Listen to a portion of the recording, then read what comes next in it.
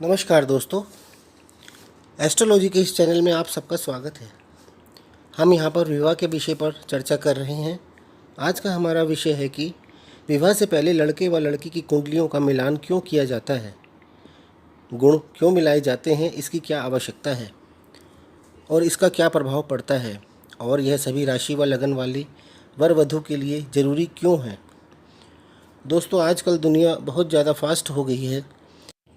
ज़्यादातर लोग अपने माँ बाप से हज़ारों किलोमीटर दूर रहकर जॉब करने लगे हैं।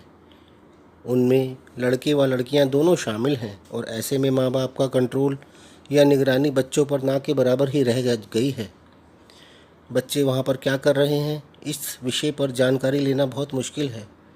आजकल ज़्यादातर लड़के व लड़कियां बिना विवाह के एक दूसरे के साथ रहने लगे हैं।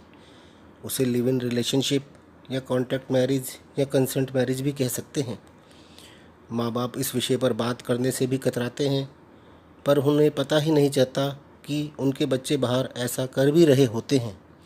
सब यही सोचते हैं कि हमारा बच्चा ऐसा नहीं करेगा, किंतु बाद में देर हो चुकी होती है और ऐसे विवाह की समाज में कोई मान्यता भी नहीं होती।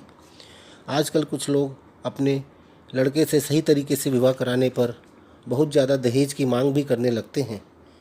फिर लड़की के पिता को अपनी लड़की के लिए सुयोग्य वर ढूंढने में बहुत कठिनाइयों का सामना करना पड़ता है। इसी कारण से कुंडलियों का मिलान किया जाता है, जिससे कि सुयोग्य वर या वधू की जानकारी मिल सके कि यह लड़का उनकी लड़की के लिए कितना योग्य रहेगा और वह उसको खुश रख सकेगा या नहीं। ऐसा भी कहा जाता है कि वर वधू का चुनाव तो कर्मों के अनुसार पहले ही हो जाता है, जिसे लोग कहते हैं कि जोड़ियां तो भगवान ऊपर से ही बनाकर भेजते हैं। फिर कुंडलियों का मिलान क्यों किया जाता है? वो इसलिए कि ज्योतिष द्वारा यह पता लगाया जा सकता है कि किस व्यक्ति को कैसा जीवन साथी मिलेगा। ज्योतिषी लड़के व लड़की के विवाह का समय भी बता देते हैं, जिससे माता पिता का मन काफ़ी शांत रहता है, मन में तसल्ली रहती है। सही से कुंडली मिलान करना बहुत ही कठिन व जटिल कार्य होता है। इसमें ज्योतिषियों को बहुत समय लगाना पड़ता है।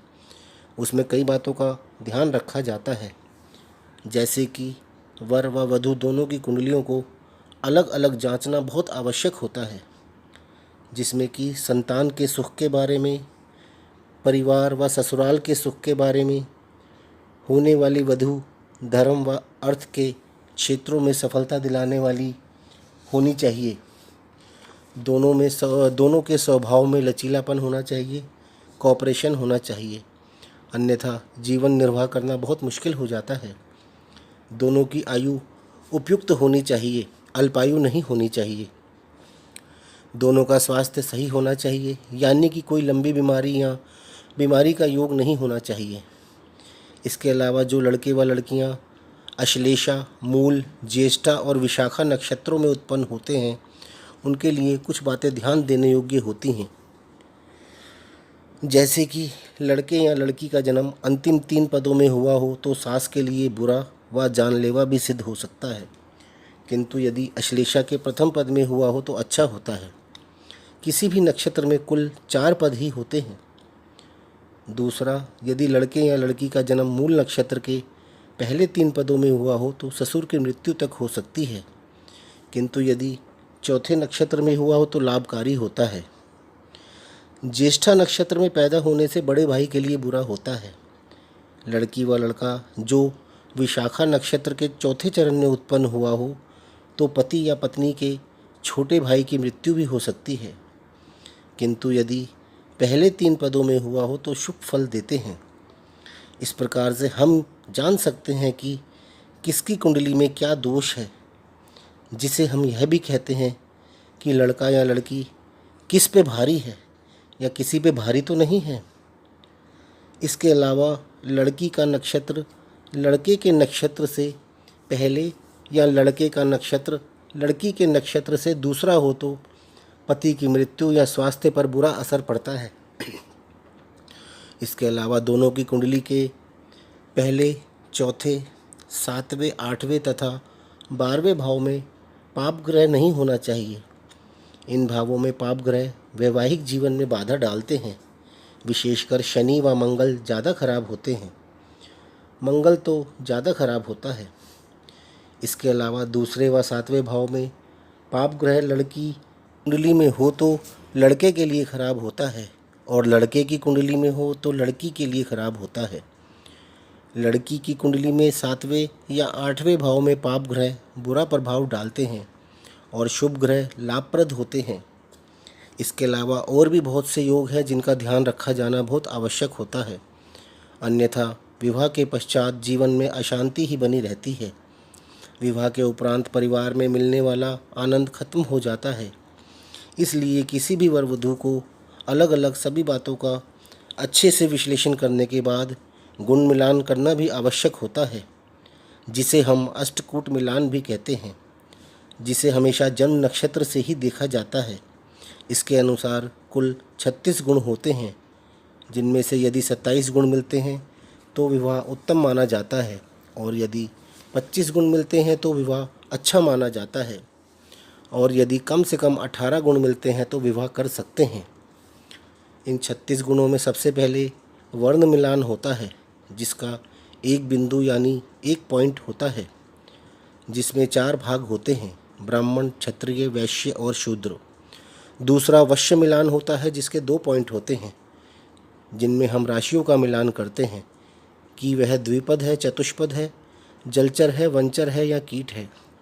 तीसरा मिलान तारा मिलान होता है, जिसमें कि 7 तारे होते हैं, इसके 3 पॉइंट होते हैं।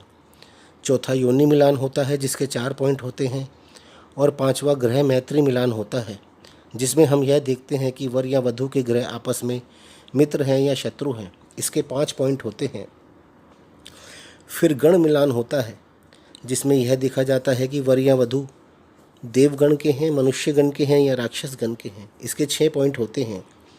फिर भक्कुट मिलान होता है, इसमें यह देखा जाता है कि दोनों की राशियाँ एक दूसरे के कितने अक्ष पर मौजूद हैं, इसके 7 पॉइंट होते हैं। लास्ट होता है नाड़ी मिलान, जिसके 8 पॉइंट होते हैं। इस प्रकार कुल मिलाकर 36 पॉइंट होते हैं, जिससे हम वर वधू की कुंडली का मिलान करते हैं। इसे हम गुण मिलान भी कहते हैं। इसके अलावा एक और होता है भाव मिलान। विवाह से संबंधित भाव में यदि एक की कुंडली में अशुभ ग्रह हो और दूसरे की कुंडली में भी यदि अशुभ ग्रह आ जाए तो यह शुभ होता है। इस योग को हम 3 प्रकार से देखते हैं। जैसे वर या वधू में से किसी एक के अष्टम भाव में अशुभ ग्रह हैं तो दूसरे के भी अष्टम भाव में अशुभ ग्रह होने चाहिए। यानी कि यदि दोनों में से किसी एक की कुंडली में किसी भाव में यदि अशुभ ग्रह हैं तो दूसरे की कुंडली में भी उसी भाव में अशुभ ग्रह होने चाहिए। इसके अलावा एक की कुंडली के किसी भाव में यदि अशुभ ग्रह हैं तो दूसरे के ठीक सामने यानी 7वें भाव में अशुभ ग्रह होने चाहिए। जैसे एक की कुंडली में यदि दूसरे भाव में है तो दूसरे की कुंडली में भी अष्टम भाव में होना चाहिए। इसके अलावा एक की कुंडली में यदि किसी भाव में अशुभ ग्रह हो तो दूसरे की कुंडली में उसी भाव में शुभ ग्रह होने चाहिए और उस पर शुभ प्रभाव आ रहा हो। कोई अशुभ दृष्टि ना आ रही हो तो भी ये एक अच्छा मिलान होता है। इस तरह से कुंडली के अशुभ प्रभाव नष्ट हो जाते हैं। इसे हम भाव मिलान कहते हैं। इसके अलावा मंगल दोष देखा जाता है, जिसकी चर्चा हम पहले के वीडियो में कर चुके हैं। इसके अलावा एक और महत्वपूर्ण विषय है, वह है दशा। वर और वधू दोनों की कुंडली में दशा देखिए कि आने वाले समय में उनकी किन ग्रहों की दशा आ रही है। ऐसे ग्रह जो कुंडली में निर्बल हों, पीड़ित हों और उनका संबंध सप्तम भाव से हो रहा हो, उनकी दशा शुभ नहीं मानी जाती है। नवमांश कुंडली में भी इसका विश्लेषण करना चाहिए। इसके अलावा एक योग और होता है, वो है विष कन्या योग। ऐसा कहा जाता है कि जिस कन्या की कुंडली में यह योग होता है वह वंश का नाश कर देती है। हालांकि आजकल इसका महत्व नहीं रह गया है। पहले के समय में कई लोग कुंभ विवाह, पीपल विवाह करके इसका उपाय कर लेते थे और कुछ लोग आज भी ऐसा करते हैं। आइए जानते हैं कि इसे कैसे देखते हैं। यदि किसी कन्या की कुंडली में जन्म के समय द्वितीया तिथि, दिन रविवार और नक्षत्र अश्लेषा होगा तो यह विष कन्या योग होगा, यानी कि ये तीनों एक साथ होना चाहिए। इसके अलावा सप्तमी तिथि, दिन मंगलवार और शतभिषा नक्षत्र तीनों हों तो विष कन्या योग होता है। इसके अलावा द्वादशी तिथि, दिन शनिवार और कृतिका नक्षत्र हो तो विष कन्या योग होता है। इसके अलावा यदि लगन में एक शुभ ग्रह और एक अशुभ ग्रह हो और छठे भाव में 2 पाप ग्रह हों या अशुभ ग्रह हों तो भी विष कन्या योग होता है। इसे विष संज्ञक योग भी कहते हैं। यदि लग्न या चंद्र से सप्तम भाव में शुभ ग्रह या सप्तमेश आ जाए तो यह योग नष्ट हो जाता है। यह योग सिर्फ कन्या की कुंडली में ही देखते हैं, ना कि वर की कुंडली में। इन सब बातों को अच्छे से अध्ययन करके आप विवाह को उत्तम बना सकते हैं। अगर आप इन सब बातों को ध्यान में नहीं रखते हैं तो साइंटिफिक प्रॉब्लम्स आ सकती हैं, बच्चों में जेनेटिक प्रॉब्लम आ सकती हैं, जीन्स में प्रॉब्लम आ सकती है। इसलिए कुंडली का मिलान करके विवाह करना ही बहुत उत्तम माना जाता है। नेक्स्ट वीडियो में हम विवाह के समय निर्धारण या विवाह कब होगा इस विषय पर चर्चा करेंगे। आशा करता हूँ कि आपको यह वीडियो पसंद आएगा। यदि आपको यह वीडियो पसंद आया हो तो इसे लाइक अवश्य करें और साथ ही हमारे चैनल को सब्सक्राइब भी ज़रूर करें। धन्यवाद।